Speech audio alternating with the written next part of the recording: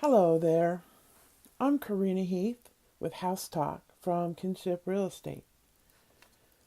There's a there's a link that you can click on that will allow you to put in information about your vacant house if you need to sell. So today we're going to talk about the definition of a vacant house, and typically it is a house with a neglected lawn, a full mailbox, a for sale sign, boarded windows and doors. The utilities are probably off, and there may be posted notices on the door window, and it would say something from code violations, maybe a tax foreclosure, maybe a mortgage foreclosure. So the things we're going to talk about in this video are concerns about crimes and safety, risks of owning a vacant house, the comments from Journal of Urban Health, potential health concerns, things having to do with property values.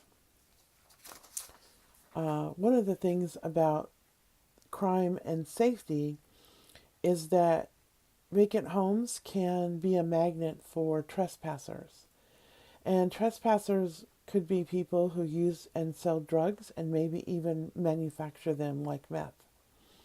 They could be juvenile delinquents that are just hanging around and want something to do. It could be juvenile runaways or homeless people who stay in the house. It could even be sex offenders or people who want to burglarize the house. The thing that makes the vacant houses a challenge for the people living close by is that the neighbors feel unsafe because there are more calls to the police. Typically, there are 3 times as many calls for drug-related issues, 2 times as many calls for thefts, and 2 times as many calls for violence in the area. So the risks of owning a vacant house. This is for people who have a house that's been vacant for a while. The house could catch on fire. Drug users or homeless people could trespass. Squatters could attempt to get the house via adverse possession, which I will explain in a minute.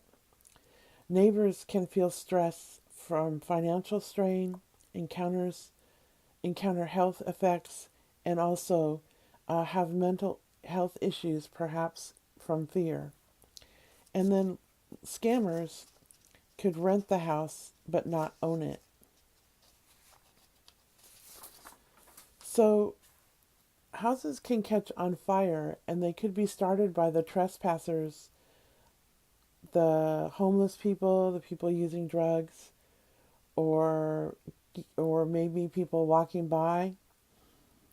And if the house catches on fire, then the person owning the house would end up having a vacant lot to sell rather than an actual house.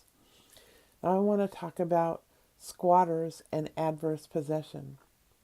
There's 2 types of adverse possession. The first one is the person living in the house or believe that they own the house, but it has title issues.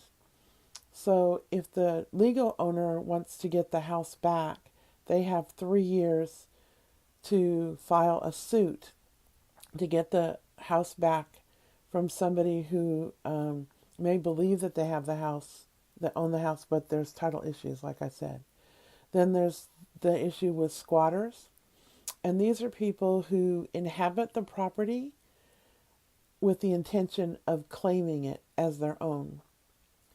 Now there's 2 ways that a squatter can get the house.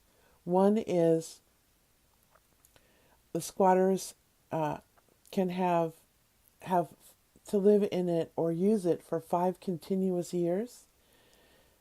They need to claim the land through something called a duly registered deed, and they also pay the property taxes. Then the second way that a squatter could claim the property is to live in it for 10 continuous years, but they won't have to pay taxes or file a duly registered deed. Now, the legal owner of the house has to file before those time frames are up. They have to file to get the house back or the property back. So if they wait more than 5 years for the first instance or more than 10 years for the second instance, then they may not be able to get their property back from the squatters. Then the next thing is scammers could rent the property. So homeowners could be victim of the scammers and renters. The homeowner would not realize that the house is being rented out, and the tenant isn't aware that the fact that the person who rented them the house or signed the lease with them doesn't actually own the house. So the scammer would get access to the property, make it rent ready, and then find tenants and sign a lease.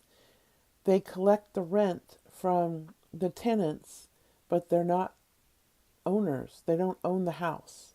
So before the squatters lay claim to the house in the 5 to 10 year time frame, or before the scammers get in and rent the house out to somebody that doesn't realize they don't really own the house, there are some things that you could do to protect your property, although this is not a fail-safe way, but it's some suggestions. One is to post no trespassing signs. Another is to block the entrance. If you see people like trespassers or squatters in the house, you could offer to rent the house to them.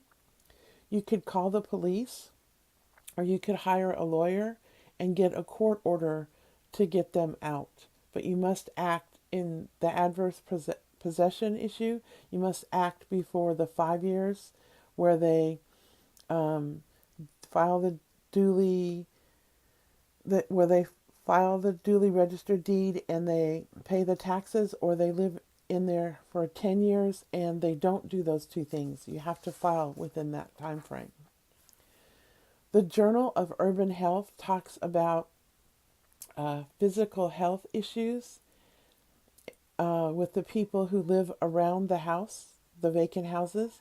They say that it causes stress to the people living in the neighborhood, and that stress could cause high blood pressure.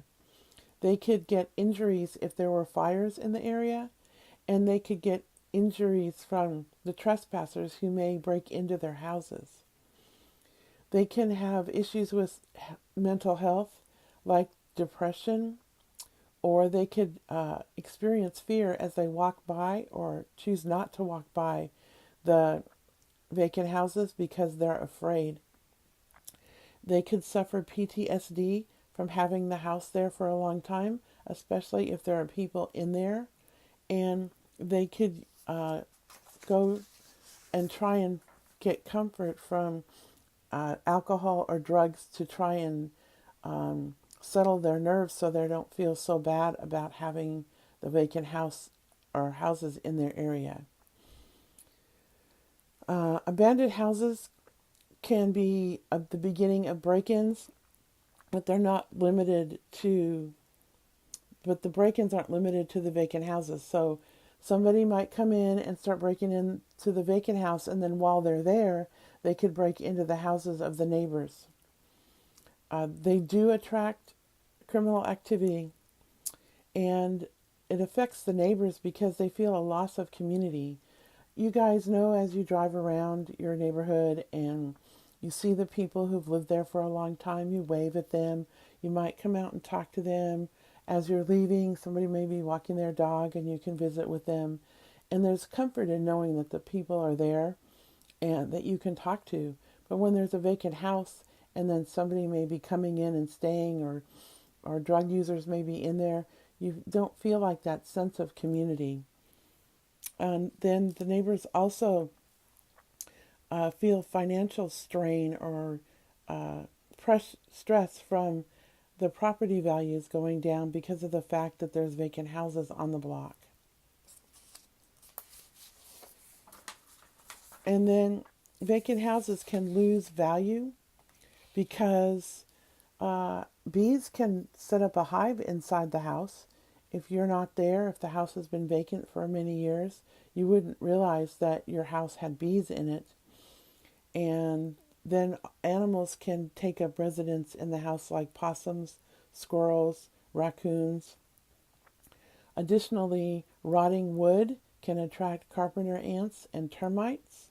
And then there could be a leak from the roof or water inside the walls that could lead to moisture and mold and also affect the foundation. So we're on a mission to help people, help you or someone you know with selling your house fast. Click on the link below to let us know that you have a vacant house that you would like to sell, or if there's a vacant house in your neighborhood.